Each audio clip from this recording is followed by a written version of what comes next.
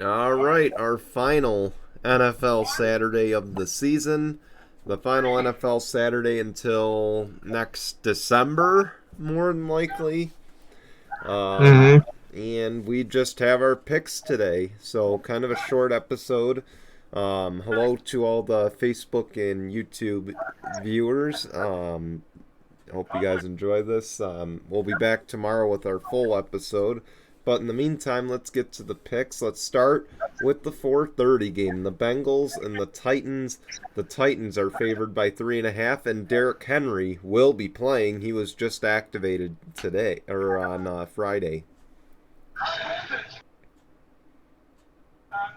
This one's going to be a tough and great game to watch. And I'm kind of glad that it's going to be a shorter Saturday because we can probably talk about the games a little bit more in a sense. This one, I think, is going to be a dogfight. Um, I don't discredit the Bengals' offense whatsoever. I really don't. I think this is going to be a true test of two offensive juggernauts going up against each other. The real true question is who has the better defense? Who's going to be able to go out there and be able to put the stops on offense? I think that's a true test in this game. I don't think it's the offense. I think both offenses are great. It's to who has got the best defense? Who's going to come out there on game day and be like, we got to stop Derrick Henry. We got to stop Joe Mixon. We got to stop Jamar Chase. We got to stop, A.J. Brown. That's what I'm saying. Who of both teams' defenses is going to show up on Sunday? Or not Sunday, Saturday. Like, who is going to be out there and show up? That's the real question I Yeah. have. So, and to me, it might just be a true test of the Titans might have a little bit of an edge over the Bengals, but I might have to. A little part of me wants to see the Bengals win, but I'm gonna have to go with the Tennessee Titans here. I really will. Yeah. To be honest, Derrick Henry, he's going to have to shake the rust off early. I don't think that'll be a problem for him. And as far as Tennessee, I think their defense is better than Cincy's in a way. Yeah, that's what I'm saying. So it's again, but Tennessee is so momentum based, and I feel like this is the game where they can get momentum on Joe Burrow. Um, so I'm gonna go with Tennessee as well. Plus the home field advantage. Did you hear that they are not allowing Cincy fans to buy tickets, or they're trying to prevent Cincy fans from buying tickets to the That's so game? stupid. They're gonna find a way. that that just that just sounds so idiotic to me. But okay, do what you want. Yeah, I mean, Yeah. they'll still find a way outside the stadium to Yep. the cheer their team on. Or they'll find a way onto Vivid Seats or StubHub or one of those sites to get secondhand tickets. So, Yeah, exactly. So, anyway, 49ers, Packers of 5.5 on the hmm, Saturday night game. I'm I'm probably gonna go with the Packers here. Packers have a bigger upside on them. They're getting a lot of players activated off of IR right now. They have Merciless that's coming back. They have um, Smith that's coming back. They have Randall Cobb that's coming back off of either COVID or IR. Mm, So I just think that, with all those pieces put in place, I just think that the Packers had the better upside than the 49ers. Don't get me wrong, I'm not discrediting the mm. 49ers at all. They have a really good team at hand. Well, But I'm going with the Packers over the 49ers. yeah. So the 49ers, here's the problem with them. Again, they're a team that is well underperforming the talent that they have. They have been all year. Again, Right. they're not overachieving. They're underperforming with what they have. And now they got Nick Bosa back. So again, can Nick Bosa get heated up early? Here's the thing. This is a game that San Fran could easily win. Yeah, of Okay, course. this is a game. Personally, I think they got more offensive firepower than Green Bay does. So, I, I mean, I yeah, to an mean, extent. let's face it. George Kittle is easily a top 3 tight end in the league, without Yeah, when question. healthy. Yeah, De- when healthy, yes. Debo is quickly emerging as one of the best utility players in the league because it seems like he can do it all. Or I wouldn't even use utility. Yeah, Utility is more for Taysom Hill. I'd say more of a yeah, gadget player because he can come in play running back. He can come in and play yeah. receiver. He's kind of honestly better than I think if you had to compare him or say that he's better than anybody, I think if like I compare him to the sense of Cordarrelle Patterson, Yeah, but I would say that he does it to a better extent than Cordarrelle I Patterson feel like he's does. got a higher level of talent than Cordarrelle does. But of course, here's the thing: it's all going to depend on how quickly they come out of the gates. But Yeah. ultimately, I'm going to lean toward the Packers just because, again, the uncertainty with the 49ers. You don't know what team's going to show up. Um, so that's kind of why I'm going to go 49ers. Plus, they almost choked that game away last week against the Cowboys. Of course, we'll cover that tomorrow. Um, Yeah, of course. but anyway, Sunday games now. Um, so we start off with the Rams and the Bucks. The Bucks are 2.5-point favorite. Oh, this one's gonna be a interestingly tough game, I think. As much as I would like to go with the Bucks, I'm probably gonna have to go Rams over the Bucks here. Yeah. Um, I mean, as much as Tom Brady and the Bucks have been there, done it, and they know what to expect. Where Matthew Stafford really hasn't, but right now the Rams have some momentum on the side, and I think they have a good team around them. I'm not saying that the Bucks don't. Just yeah. Bucks also has some injuries that I think are going to be plagued or going to be showing their sign in that game against the Rams, who have a better defense and can make Brady's day a living nightmare. So I'm going to have to go to Rams or Bucks, and I think it's going to be a lot closer than they're saying. I don't see it being 2.5. Yeah. I'm going to go with the Bucks here. Whitworth is going to be missing on that right side. And Whitworth, I get it. He's 40. You can say he's probably washed up, but he is still the heart and soul of that offensive line. Mm-hmm. And honestly, they didn't look good when he went out of the game with an injury. That whole right side really just did not look good. I think it's going to be really tough to protect Matt Stafford. It's going Right. to require the defense to do a lot more work. The other thing is, I mean, here's the thing. The only thing that might help them is the Bucks secondary is not what it was last year by any stretch. Yeah, of So course. that could fare in their favor, but their front four, it's going to be tough to block for Stafford without Whitworth on that one side.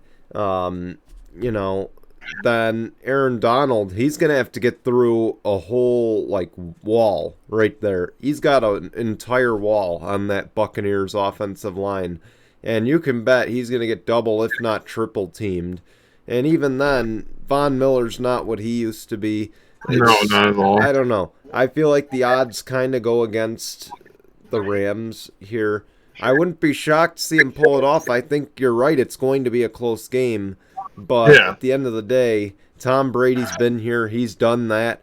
He's essentially been through it all. He's the only quarterback who has seen it all when it comes to the playoffs, the Super Bowl. I mean, he's lived a full entire life and a half between all that. So, Yeah, there's not um, really a lot of quarterbacks that are in the playoffs right now that have seen it all and been there and done it all yeah. So, at all. with that, I'm gonna go Bucks here. The game of the week probably. Bills and Chiefs. The Chiefs a 2-point favorite.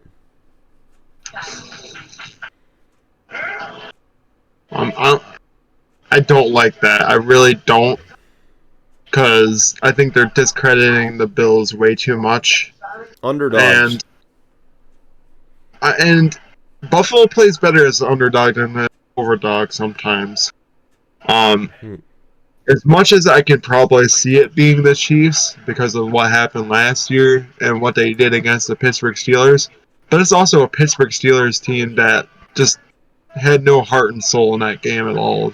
They looked so defeated the whole entire game, and they knew and Big Ben was right. He that they onslaughted by the Chiefs, and it unfortunately happened. Yeah, Of course, but we'll talk about that yeah, tomorrow. But in this game itself, Buffalo showed up. They played their best ball, but the thing is, Chiefs. They're that one defensive end. I don't know how. He's been saying that they're just another team in a way for them to reach the AFC Championship and the Super Bowl. Let me tell you something. You're wrong. They're not just another team. They they're coming off a 30-point victory, not just for anything. Patriots have a really good defense. Probably they were top top 10. five, if not, yeah, if not if not top 10 defense. They did a perfect offensive game. No punts, no Mhm. turnovers. 7 possessions, 7 touchdowns. Josh Allen had more touchdowns than incompletions. You can't just do that against any team and just have that kind of success. Chiefs, yes. I know as of late they got it together. They're on a winning streak. They won their division. Patrick Mahomes threw 5 touchdowns as well against the Steelers. It's going to be a dogfight. It's going to be one of those games where it's going to be an absolute dogfight, unlike it was in the regular season where Buffalo had a little bit more upside over the Chiefs than what happened in the AFC Championship game last year. Where I say it's going to be different is Josh Allen and the Bills have been there in Kansas City in a hostile environment. They've gotten it done before, and when it matters most, they know what works against the Chiefs. They know what to look for too. They know what kind of defense works to stop Mahomes in the offense. I say it's gonna work again here. I'm gonna go Buffalo, and I think it's gonna be closer than 2 points. I'm gonna say at least maybe like a point, point and a half Mhm. in Buffalo's favor here. To avoid backlash from Bills Mafia. I think that's more what's pressuring my pick than anything else. But here's the thing. I know you said we're going to go in depth on tomorrow, but I'm going to just say right now the Bills need to put together a full 60 minutes. No running your mouth. Let the play do the talking 60 minutes, okay? That means if you get a strip sack for a touchdown on Mahomes or whatever, like the Chiefs did, or I'm sorry, like the Steelers did, that means don't be fucking celebrating. That means, get back to the sidelines, enjoy the score, because that's what fuels Patrick Mahomes. Don't give him that fuel, okay? Here's the other thing. Bills Mafia, much like the Steelers, they are going to take over Arrowhead Stadium. Not completely. Okay, this isn't the Chargers or the Jaguars Stadium, but they are certainly going to have an impact on this game for Mahomes. Ultimately, and all week, this game on Get Up, on First Take, all the networks are comparing this to Manning versus Brady, and rightfully so, because that's going to be the AFC for the next dozen years. Now, you will have to throw in Justin Herbert, assuming things go in the direction or in the right direction for the Chargers. But of course, not ready to declare that one yet. But it's going to be a two-team race so far in the Yeah. AFC, probably for years to come. It's unfortunate it's in the second round. And the other thing, before I make my game prediction, this game will determine the Super Bowl, not the AFC Championship. Okay? Oh yeah. I Without agree. question.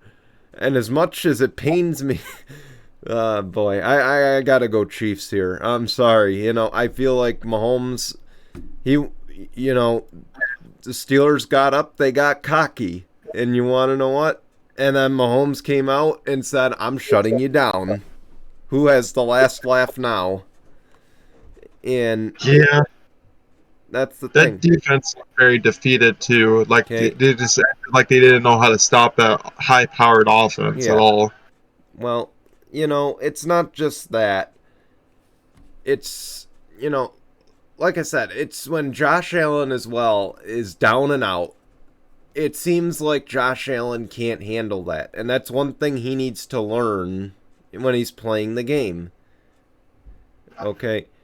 Because I saw him last year, I believe it was, in the Titans game. He threw a fit, got a 15-yard penalty for unsportsmanlike. If I'm not mistaken, there was that game last year that happened.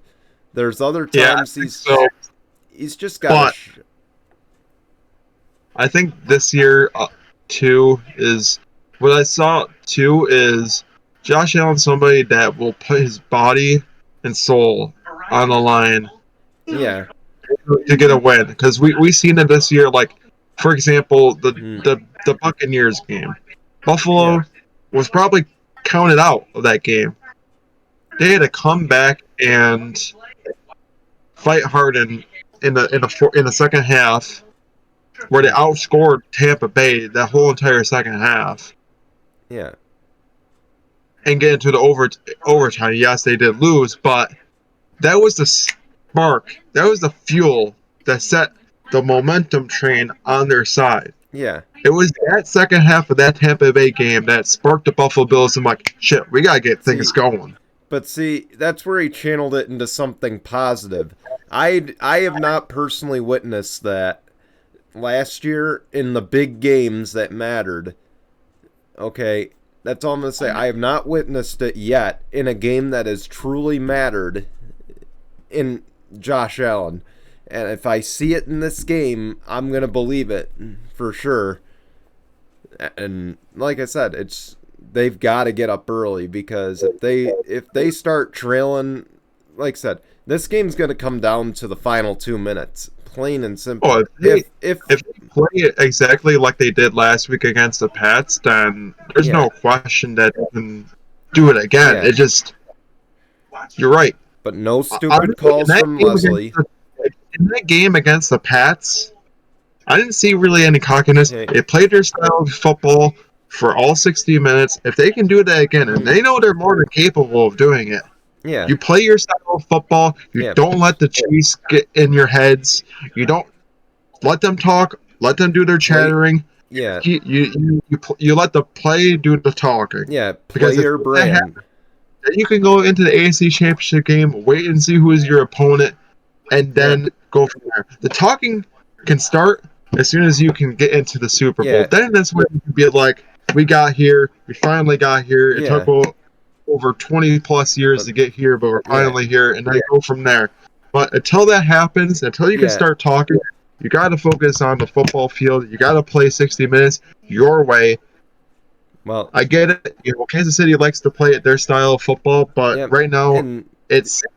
The other thing is Leslie Frazier needs to call the game like he did earlier this season. He cannot, because last year it seemed like in the playoffs he got giddy when he heard, oh boy, Patrick Mahomes has a foot injury. Let's blitz the crap out of him.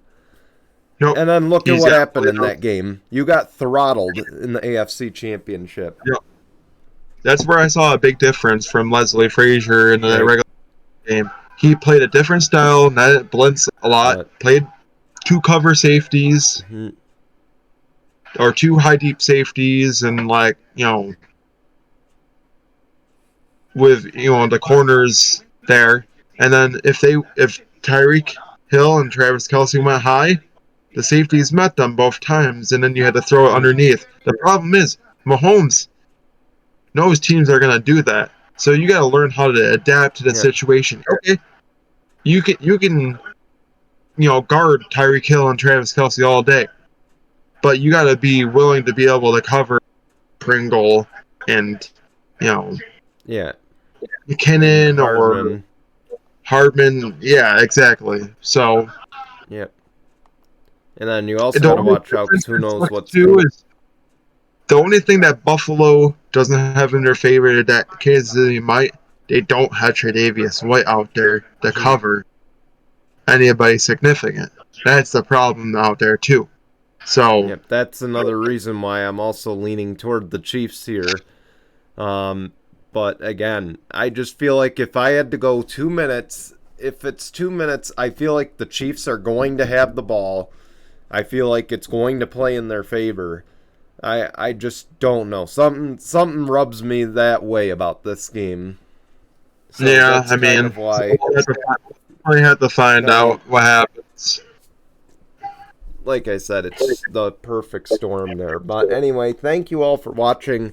We hope you were entertained throughout Saturdays here. Finally, we're just gonna take an extra day off to prep for Sunday going forward. So I'm ready. I need a break. This time of year is too stressful for me. So, and just to think, in a month or in a few weeks, we got out of, or actually, what? It's 9 days until the return of Out of Turn 4. So my mistake. Because as of Tuesday, it'll be 7 days. So it's 9 days until the return of Out of Turn 4. Yep, and I've been promoting it on No Final Bell. Thank you for that, and watch that show as well. No Final Bell. But anyway, yeah, we were actually on normal time this time. I made sure of it. Sorry, I don't mean it in a smart ass kind of way. I promise. No, I know it's all right. And I will say here now, I'm going to make it my darnest to have it on Wednesday at 5 p.m. going forward, even if it means they have to have no life. Yeah. Well, we'll see what happens, of course, going forward, and we will be back here tomorrow for another edition of Tinkle Sports Talk, our 50th episode. This should be fun. We're not gonna do that sappy stuff that we did last time. I think we got it all out of the way last week, so we'll focus on the sports. Yes, and of course. Let's have at it. We'll be back tomorrow morning, 9 a.m., all platforms. See you then.